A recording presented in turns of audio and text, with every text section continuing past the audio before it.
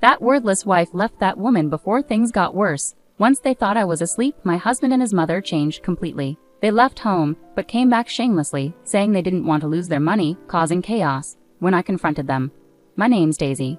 I'm 30. I got engaged to Brad after dating him for 5 years. We lived with his parents in their house. We planned to buy our own home when we had our first child.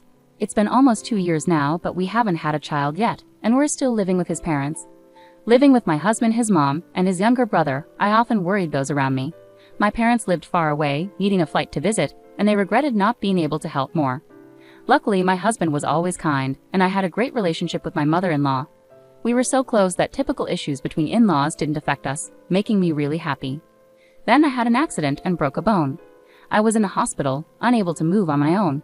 Right after the accident, my husband and mother-in-law visited me daily, concerned for my well-being. But now they only come once a week. I appreciated their visits, but the day after the doctor warned me about lasting injuries. She can't do any chores now, but she's going to cost us more than ever. What a useless wife. She still has health issues. Having kids seems even less likely now, right? Yeah, maybe. Now that it's like this, I'm glad we don't have kids. If she stays in bed forever, I'll have to do all the chores and care for her. That's not what I signed up for when we got married. Wasn't it her job to take care of the house and everything? If she hadn't gotten hurt, she could have kept working as our maid. What a letdown. Before this gets too complicated, we should get rid of her. I'll file for divorce soon. Thinking I was asleep, they had this conversation in my hospital room. To them, I was nothing more than a maid and caregiver. After that, my husband and mother-in-law treated me with obvious coldness. Your husband hardly visits, does he? He's probably looking for someone else. If only you had a child, maybe he'd stick around. My husband wasn't even coming once a week anymore. My mother-in-law seemed to pass the time by making hurtful remarks. But my brother-in-law was different. He did the laundry, checked on me, and was very supportive. He visited almost every day and took me outside in my wheelchair when I felt trapped by my long hospital stay. Physical therapy was exhausting, and there were times I wanted to give up, but my brother-in-law's support kept me going. I'm not getting worse, and my physical therapy is going well, but it's still uncertain if I'll have any lasting issues. When I shared this with my husband and mother-in-law, really? See, I told you we should have gotten rid of her earlier. They started arguing about me. What are you two talking about? Aren't you being too harsh on Daisy, who's been taking care of our house and father all this time? In reality, I've been looking after my father-in-law for 5 years while dating my husband. When we first started dating, they suggested, since you're going to get married anyway, why not live together? Yeah, that sounds good. We can save money by living together and get married once we're settled. When I hesitated, they reassured me, it's fine. We have plenty of space, we won't intrude on your privacy, and you won't have to pay rent. You want to marry my son, right? How could I say no? But in return, Daisy, could you help take care of my father while you work from home? It's just for 4 to 5 hours a day when my mother is at her part-time job. My brother is also here, so you two can share the responsibility. My brother-in-law was also working from home, so he and I teamed up to care for my father-in-law at home. They had a close bond, especially over my father-in-law's hobby of collecting furniture, for which he even had a separate house. My brother-in-law and I enjoyed hearing about his hobby. My father-in-law cherished his caring son, Reagan. Over time, my father-in-law's health worsened, and after years of care, he passed away. After that, my husband proposed to me, saying, "Thank you for always taking care of my father. Let's stay together and get married." Despite my efforts in housework and caregiving, once I became unable to move, my husband and mother-in-law treated me as if I were worthless. Even I, normally calm, felt furious. "I insist you pay what you owe." "Well, I want to avoid any trouble, so I'll let you have the house. Let's forget about dividing the rest of the property." I wondered if he would really give me the house, but my father-in-law had left a substantial inheritance, which was divided among my mother-in-law, Brad, and Regan. Each of them received around $300,000, so Brad seemed financially stable. Regan was tasked with handling all the paperwork with the executor and had to make multiple court visits, which was quite a hassle.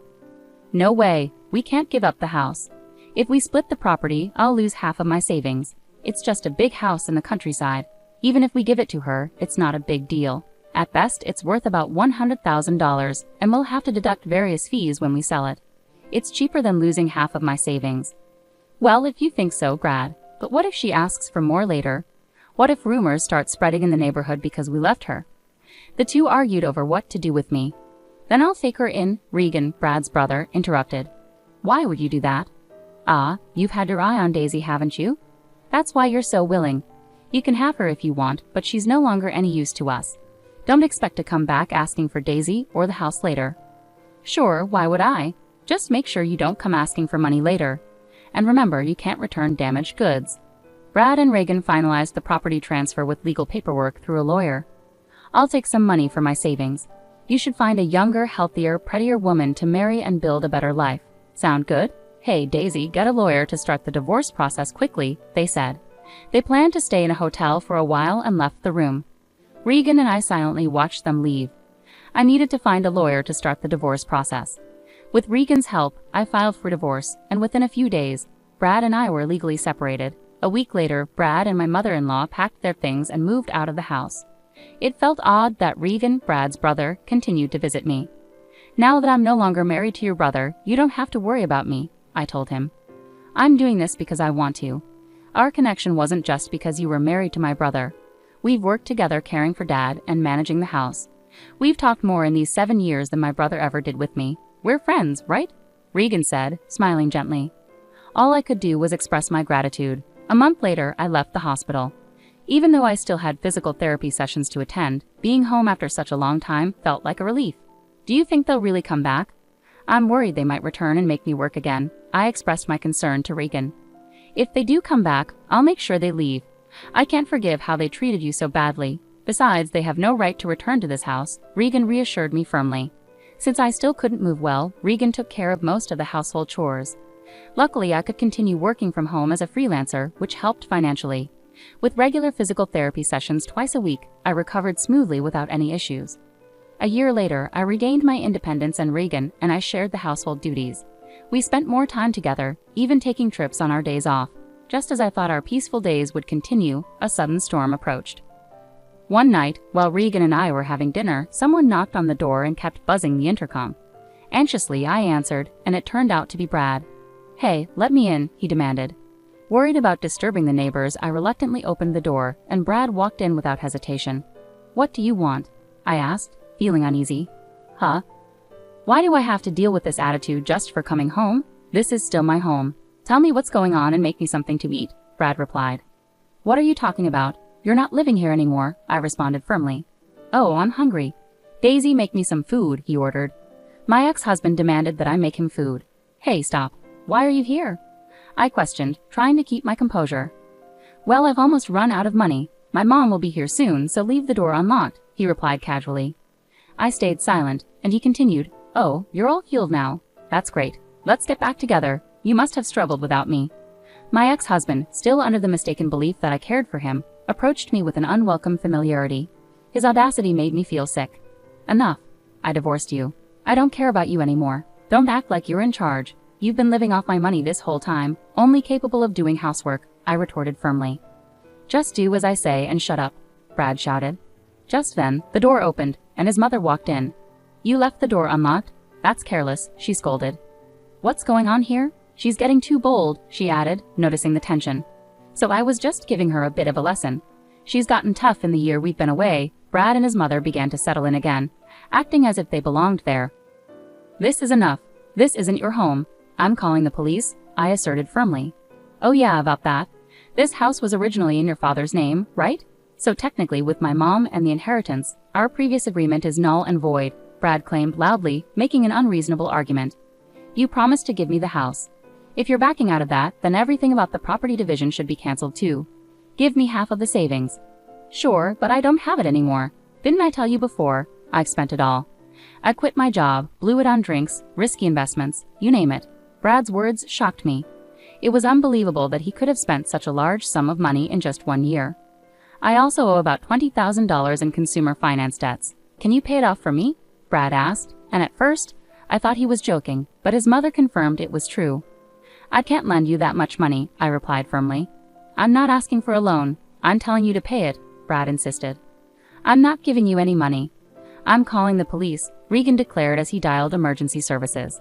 You've gotten bolder in the past year. You're just trying to show off because Daisy is here. Brad started causing chaos in the house, even damaging the precious furniture that held sentimental value from my father-in-law. His mother joined in, laughing as she destroyed the furniture. That's my father-in-law's and aunt's memories, I pleaded, but Brad and his mother continued their rampage, ignoring my protests.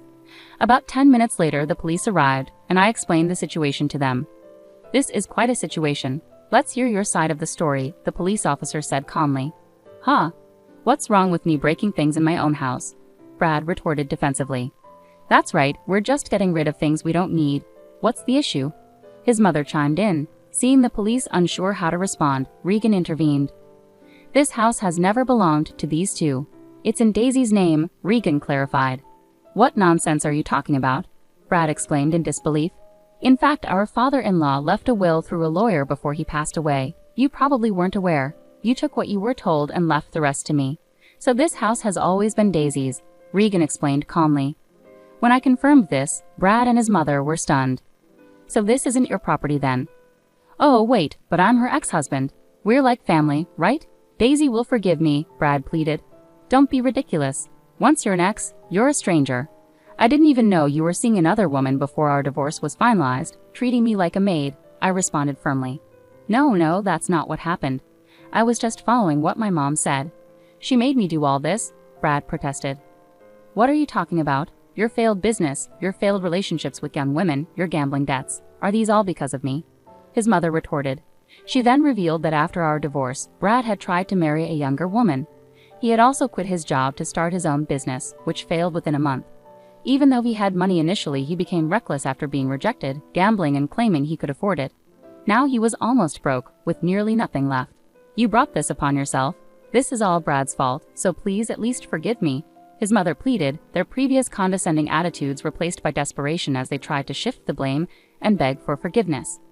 The police, having heard enough, began to take control of the situation. Regan and I stood our ground, making it clear that neither Brad nor his mother had any right to the house or my forgiveness. This is really unbelievable. No, I won't forgive either of you. And this isn't something from the past, is it? You were treating me like a servant just a moment ago, right? Not leaving when I asked you to is illegal. Also, the furniture collected by my late father-in-law belongs to me now, so you need to pay me for that. But all right, we'll pay you back. Just please don't call the police. You wouldn't want me to go to jail, would you? I actually don't care at all. By the way, we're married. It turns out I married my brother-in-law, Reen. Well, he was my brother-in-law before, and now he's my husband. It hasn't even been a year, and you've moved on to another man, my own brother, at that. What are you talking about? You moved on before you were even divorced, didn't you? You wouldn't give Daisy back to me no matter how many times I asked? Brad was left speechless. I don't care anymore. I'll pay for any damages. How much for my idiot husband's stuff? Well, if we calculate roughly about $100,000. Huh? The furniture my father-in-law collected was all high-end pieces made by famous designers. Brad and his mother, who had no interest in these items, seemed to believe they were just junk. You're going to pay for what you've broken, right? We're not sure if we can get the same items, but make sure to pay properly. Brad and his mother, unable to afford such compensation, were distraught. For now, the police took both of them away for trespassing and vandalism. Of course, I didn't forgive them and went ahead with the lawsuit. Later, when Brad and his mother asked Reen for help, he bluntly rejected them, saying, I'm ashamed to even be related by blood. Brad and his mother were likely getting what they deserved. There's one more thing I kept secret. My father-in-law had told me to sell the house and use the money as I wished. Reen had told me the house was worth $100,000, but the documents actually showed it was worth around $500,000. It's in a good location, so it might sell for even more. But for now, Reen and I decided to take it easy in the house my father-in-law left us with no plans to sell it. Eventually, we planned to sell the land and build a new house. I had some worries about having children, so after marrying Reen, I went to the gynecologist for a checkup. There were no issues with either Reen or me. Now, with the troublemakers gone, Reen and I are living happily together.